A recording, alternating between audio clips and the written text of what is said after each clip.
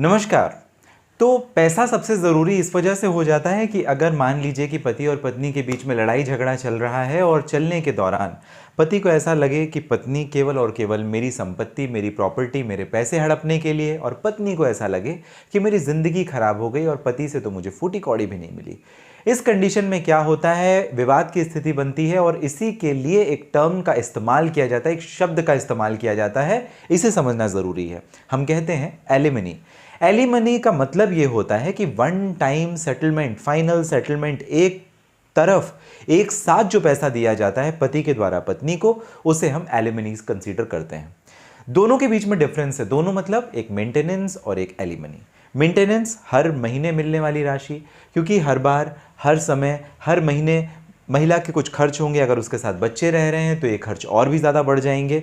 लेकिन एलिमनी एक permanent settlement होता है। मान लीजिए फॉर एग्जांपल मेरे और वाइफ के बीच में अगर चल रहा है डिस्प्यूट, तो इस दौरान वाइफ मुझसे क्लेम करेगी। फॉर एग्जांपल मान लेते हैं, अंदाज के लिए ही सही, कि 1 लाख रुपए मेरी अर्निंग है, तो मेरी वाइफ जो मेंटेनेंस क्लेम करेगी वो अराउंड 20%, 30%, 50% क्लेम करेगी।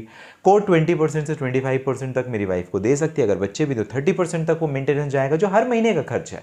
लेकिन अगर मेरे 2 फ्लैट हैं या 3 फ्लैट हैं, मेरे 2-3 घर हैं, उसके अलावा मेरे पास में और कुछ मेरे सेविंग अकाउंट्स में या करेंट में और कुछ पैसे रखे हुए हैं, तो उस पर भी आप ये समझ लीजिए कि नियर बाय वो 50% क्लेम करती है एज एन एलिमनी वाइफ। अगर आप वाइफ हैं तो आपके लिए भी बात कंसीडर होती है कि हस्बैंड की प्रॉपर्टी का जो उसकी self acquired, self earn property है, उसका आप 50% तक क्लेम करें। लेकिन कोर्ट नियर बाय आपको 20% से लेकर 25% तक दे सकती है। हालांकि ये बहुत सारे वेरिएबल अलग अलग फैक्टर्स में कंसिडरेशन में डिवाइड होता है। बहुत सारे इसको चीज़ें होती हैं समझने के लिए कि किन बातों के आधार को बनाकर के कोर्ट एलिमनी या मेंटेनेंस ग्रांट करती है। लेकिन फिर भी एलिमनी का जो प्रपोर्शन अगर आप समझना चाहें तो मैं आपको यही समझा दूं कि जैसे मान लीजिए 1 लाख मेरी अर्निंग थी, आज मेरे पास में फॉर एग्जांपल 10 लाख रुपए कैश या कुछ 2-3 प्रॉपर्टीज़ हैं, तो एक प्रॉपर्टी और जो 3 में से एक प्रॉपर्टी, और अगर मान लीजिए 10 लाख रुपए थे तो उसमें 2 या 3 लाख रुपए के आसपास में कोर्ट एज एन एलिमनी भी मेंटेनेंस के अलावा वाइफ को दे सकती है। तो ये कंसिडरेबल क्वेश्चन होता है। तो मेंटेनेंस कब फाइल कर सकते हैं, अब ये भी सवाल आता है। एक रेफरेंस ले लेते हैं। रेफरेंस है स्पेशल मैरिज एक्ट का, और इसका सेक्शन 37 सबसेक्शन 1 काफी इंपॉर्टेंट हो जाता है, जो ये बताता है कि वाइफ मेंटेनेंस का केस फाइल कर सकती है, साथ ही एलिमनी का भी केस फाइल कर सकती है। कब? RCR, restitution of conjugal right, जब पति पत्नी अलग रह रहे हों, बेवजह का किसी बिना कारण के अलग रह रहे हों। जुडिशियल सेपरेशन के केस में ही फाइल किया जा सकता है एलिमनी। और नलिटी ऑफ मैरिज, जो सेक्शन 12 के केसेस होते हैं हिंदू लॉ में, वहां पर यह नलिटी ऑफ मैरिज जो कि स्पेशल मैरिज एक्ट, या कहीं पर भी, तो एनलमेंट ऑफ मैरिज के केसेस में किया जा सकता है। और स्पेशली डाइवोर्स के, जहां पर तलाक, क्योंकि अब तो अलग अलग होना है तो कुछ लेके ही सही अलग हो जाए, तो वहां पर तलाक के मामले में जब अलग होने की बात आती है विवाद की स्थिति में, कोर्ट उसी प्रोपोर्शन से, जैसा मैंने आपको समझाने की कोशिश की कि भाई 20% या 30% आप एलिमनी आपको कोर्ट से मिल सकती है, आप क्लेम 40 से 50% तक जरूर करें। इसके साथ ही जो प्रोविजन, अगर स्पेशल मैरिज एक्ट में अगर आपकी शादी हुई तो section 37 subsection 1 special marriage act 1954 का काफी महत्वपूर्ण, काफी इंपॉर्टेंट हो जाता है, जहां पर आप एलिमनी क्लेम कर सकते हैं। आप अगर किसी परेशानी के लिए बात करना चाहते हो, इस वीडियो के डिस्क्रिप्शन में डिटेल है, लिंक है। मैं हमेशा आपको कहता हूं कोई परेशानी आप बात कर सकते हैं, इस वीडियो के डिस्क्रिप्शन में डिटेल है, लिंक है। चलिए आगे बढ़ते हैं और जरा समझते हैं कि क्या मेंटेनेंस और एलिमनी अलग अलग है, और अगर मेंटेनेंस मिल गया तो एलिमनी क्लेम किया जा सकेगा या नहीं।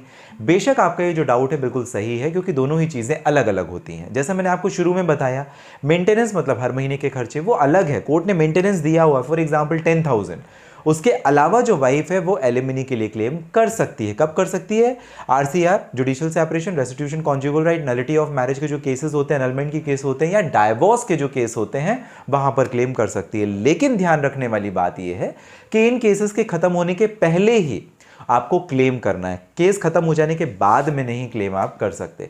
इसी के लिए काफी महत्वपूर्ण एक जजमेंट मैं आपको बता देता हूं। यह है रामचंद्र आनंद सूर्यवंशी का जजमेंट। रामचंद्र आनंद सूर्यवंशी वर्सेस कातिंदी रघुवंशी का judgment, AIR 1991 Bombay high court, page number 315, 1991 का जजमेंट। अब इस जजमेंट में क्या बताया गया कि मान लीजिए फॉर एग्जांपल आपके कुछ केसेस चल रहे हैं जहां पे रेस्टिट्यूशन, कॉन्जुगल राइट या डाइवोर्स का केस है, एनलमेंट का केस है, जुडिशियल सेपरेशन का कोई भी मैट्रिमोनियल आपका फैमिली इशू अगर चल रहा है, इन संबंधित टॉपिक्स को लेकर के, रिलेटेड इश्यूज को लेकर के, तो आप जो एलिमनी क्लेम करोगे उसके पहले क्लेम करोगे और बेशक आप क्लेम कर सकते हो, आपके पास में लीगल राइट रहेगा। कोर्ट कितना अवॉर्ड करती है वो कोर्ट का एक जुरिस्डिक्शन होता है on the basis of evidence, काफी सारी चीजों को कंसीडर करने के बाद में। लेकिन क्या आप कर सकते हैं या नहीं, तो उसका जवाब है बेशक आप कर सकते। अगर स्पेशल मैरिज एक्ट में करेंगे तो वापस से मैं आपको प्रोविजन बता देता हूं, 37 subsection 1 under the provision of special marriage act.